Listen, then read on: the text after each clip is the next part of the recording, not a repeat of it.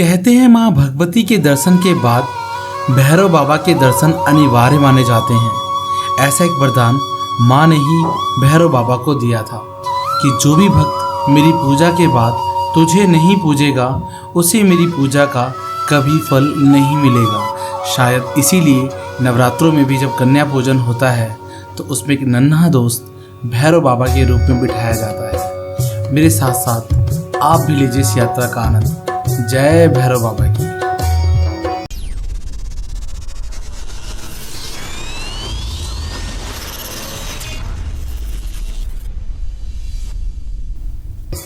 दोस्तों, माँ भगवती के भव्य दर्शन कर हम लोगों ने आगे की चढ़ाई शुरू कर दी है। लगभग 2 से 2.5 किलोमीटर की दूरी है, लेकिन एक खड़ी चढ़ाई थोड़ी सी भारी लगती है। अगर आप इस चढ़ाई से बचना चाहते हैं तो यहाँ आपके लिए खटोला यानी कि रोप वे की सुविधा भी उपलब्ध है, लेकिन इसका टाइम सुबह 9 से शाम के 5 तक है और इसका चार्ज 100 रुपये है। एक बेहतरीन नज़ारे के लिए भी इसका लुत्फ उठाया जा सकता है और रोप वे से एक ज़बरदस्त व्यू देखने को मिलता है इस त्रिकुटा पहाड़ी का। दोस्तों, माता के दर्शन करने के बाद अब हम चल पड़े हैं भैरव बाबा के दर्शन करने के लिए। भैरव बाबा की घाटी की दूरी जो है वो 2 किलोमीटर है और लगभग हम उसको 1.5 घंटे में कवर करेंगे। आराम से चलेंगे। और जय माता दी। वो भवन नहीं है, लेकिन ये भवन है, यहीं से हम लोग आ रहे हैं। और अगर आप ध्यान से देखो, वैसे मुझे लगता है कि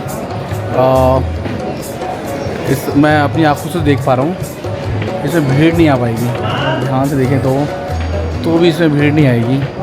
कैमरा सक्षम नहीं है भाई इस चीज़ को कवर करने के लिए, लेकिन फ़िलहाल के लिए यही भवन है। जय माता की, जय माता दी। जय सरस्वती माता की, जय कालका माता की, जय लक्ष्मी माता की। लक्ष्मी माता की। इन तीनों माताओं की पिंडी रूप में पूजा होती है और इन्हीं को वैष्णो देवी के नाम से जाना जाता है। और कहते हैं इनके दर्शन के बाद अगर आप भैरव बाबा के दर्शन करते हैं तभी आपकी यात्रा पूरी होती है। तो हम लोग वो कर चुके हैं और हमारी यात्रा संपूर्ण हो, अपनी यात्रा को पूरा इसलिए भैरव बाबा की ओर चलते हैं। Let's go.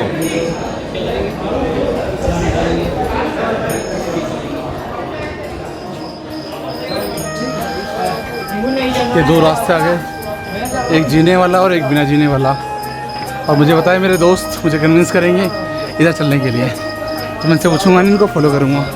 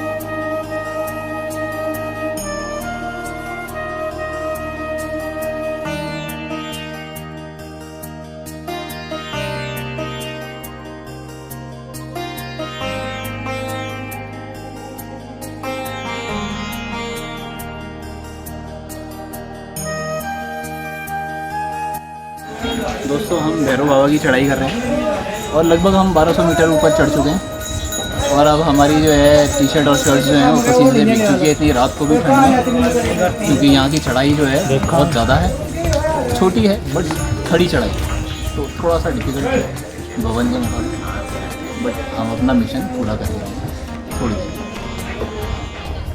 अच्छा, लोग अगर देखें तो लोग चलते हुए, अच्छा नीचे ही तो पड़ाव और भी आए थे बैठने वाले, हम लोग वहाँ बैठे नहीं, चलते रहे। ये मेरी दाईं तरफ का सीन देख पा रहे हो आप जाते हुए, अगर बाईं तरफ देखो तो इधर से लोग आ रहे हैं और दो जिसका सहारा बन जाए।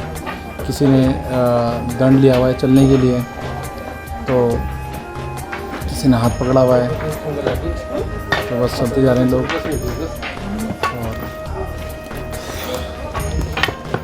बस जब थक जाते हैं तो ये पूछ लेते हैं मुझे यहाँ से कितना रह गया, तो लोग बताते हैं कभी आधा रह गया, कभी 800 मीटर रह गया जस्ट अभी के लिए। मैं आपको बताना चाहूँगा, आगे एक बोर्ड लगा हुआ है जिस पे लिखा हुआ है कि 500 मीटर पे फिट टू स्टैंड है, तो लगभग हमारा 700 से 800 मीटर का डिस्टेंस बचा हुआ है, जो कि अब हम कंटिन्यू करेंगे थोड़ी देर में और आपको दर्शन कराएंगे भैरव बाबा। और ये हमारे दोस्त सारे ऐसा लगता है इनसे हम पहले मिल चुके हैं। जय भैरव बाबा की, हम पहले मिल चुके हैं ना, आपने एक बार हरा दिया था हमें, फिर हमने दोबारा हरा दिया। जय माता की।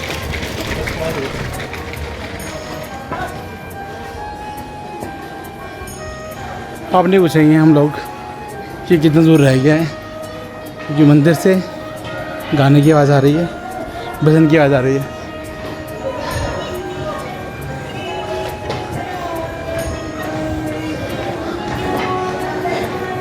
तो दोस्तों इस रात्रि का सफ़र भवन टू भैरव बाबा, थकावट हुई लेकिन आनंद बहुत आया।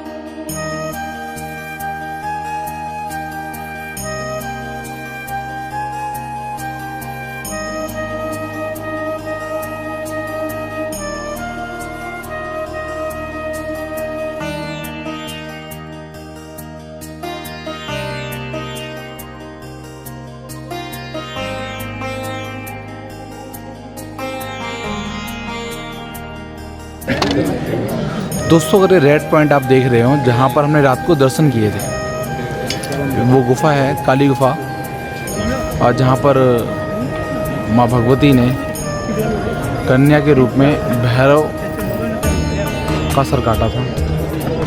और कमाल की बात है कि वो सर कहाँ आकर गिरा, वो प्लीज़ दिखाता हूँ मैं आपको कि सर वहाँ से उड़कर गिरा तो 2 किलोमीटर दूर ऊंचाई पर्वत पर वो यहाँ गिरा।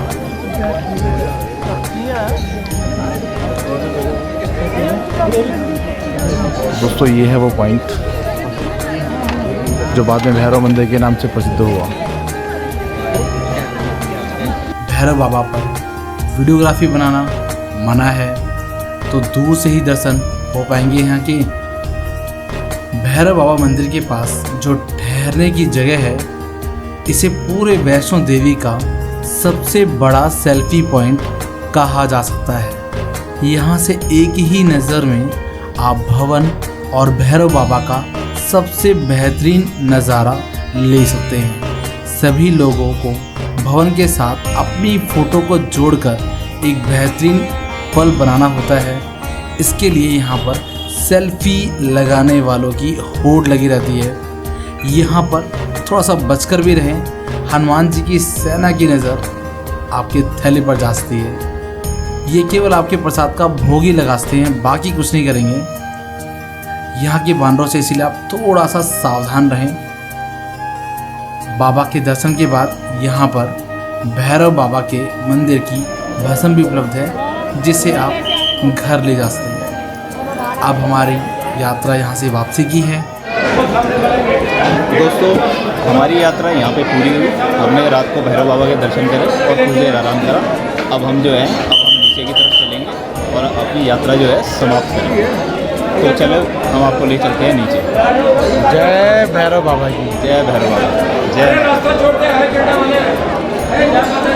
सांझी छत हाथी मत्था होते हुए हम लोग नीचे उतरेंगे।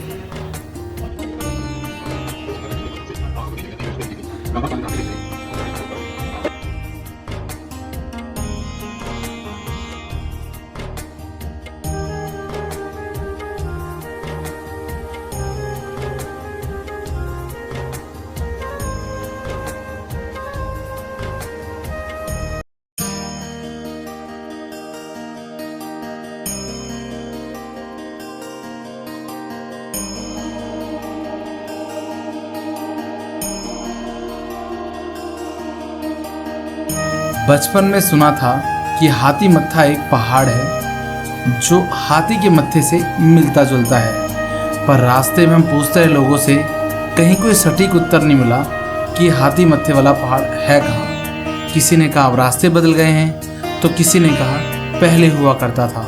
हाँ, एक जगह मिली जहाँ एक बोर्ड पर लिखा हुआ था हाथी मत्था। हमने कोशिश की कि कहीं किसी पहाड़ी से हमें कोई हाथी की मिलती जुलती कोई व्यू दिखाई दें, लेकिन हमें निराशा ही मिली। खैर, जो भी हो, यहाँ की तो हर चीज़ निराली है। जय माता दी। दोस्तों, मेरे पीछे आप देख सकते हैं कि अभी अर्धकुमारी में गुफा के दर्शन के लिए 80 नंबर चल रहा है, ग्रुप नंबर, जो कि ग्रुप नंबर है। हमने कल शाम को जब हम यहाँ पहुँचे थे तो हमने अपनी पर्ची में नंबर लगवाया जो कि 191, और हमें ये बताया गया कि आज रात को हमारा नंबर आने की अनुमान है। और अभी हम जो है अर्धकुमारी में खड़े हैं और हम भवन में और भैरव बाबा के दर्शन करके आ चुके हैं, और अभी हमारा वक्त आने में बहुत समय है, इसलिए देव हमें उसका एक उपाय बताएंगे कि कैसे हम दर्शन कर सकते हैं गुफा के और अपने यहाँ जो है। तो अभी हमारे लिए पॉसिबल नहीं है कि हम इतना ज़्यादा वेट कर सकें, ट्रेन की रिजर्वेशन होती है। तो अब ऐसे में क्या करा जाए कि क्योंकि कई बार मैं देखता हूँ ना, और मैं भी उनमें से था कि हम लोग क्या करते थे, यहीं से टोकन नंबर देखा, अगर हमारे लिए संभव नहीं है तो यहीं से कटरा के लिए मूव ऑन कर लेते थे। बट अभी क्या है, एक और आसान तरीका है। आप पीछे देखें तो मेरे पास, मैं आगे ले चलता हूँ आपको। इधर अर्धकुमारी भवन है, तो यहाँ पर माता के दर्शन करते हैं आप, और तीनों देवियाँ हैं। और एक बात और, आपको माता का प्रसाद भी मिलता है, और जैसा कि आपको भवन पे मिलता है। तो जो मेन बात है वो मैं आपको बताता हूँ। जो अर्धकुमारी की मुख्य गुफा है, जहाँ पर आप लोगों की एंट्री नहीं हो पाई है, वहाँ पर जहाँ पर उस गुफा की समाप्ति होती है, यानी कि जहाँ से लोग बाहर निकलते हैं उस गुफा से, उस गुफा को आपको देखने का अवसर मिल सकता है। उसके लिए आपको इसी गुफा के अंदर, इसी भवन के अंदर जाना होगा, और अंदर जाते ही दाएं हाथ पर आपको वो गुफा से निकलते लोग मिल जाएंगे। मतलब एक तरीके से आप वो दर्शन करते हैं कि गुफा किस तरीके की है, उसको प्रणाम करते हैं और जय बोलकर आगे चलते हैं। जय माता। जय माता। और दोस्तों, यही वो पॉइंट जहाँ से हमने यात्रा शुरू की थी, और ऊपर माता के दरबार होते हुए, भैरव बाबा घूमते हुए, भवन देखते हुए, हम लोग फैमिली उसी पॉइंट पर आ गए जहाँ से हम चले थे। यात्रा हमारी संपन्न हुई माता की कृपा से, और अब हम आपको एक नई जगह ले चलेंगे, जो कि अब हम आपको आगे बताएंगे, अभी नहीं, ये सरप्राइज़ है। तब तक keep thinking. All the best. जय माता दी। जय माता दी।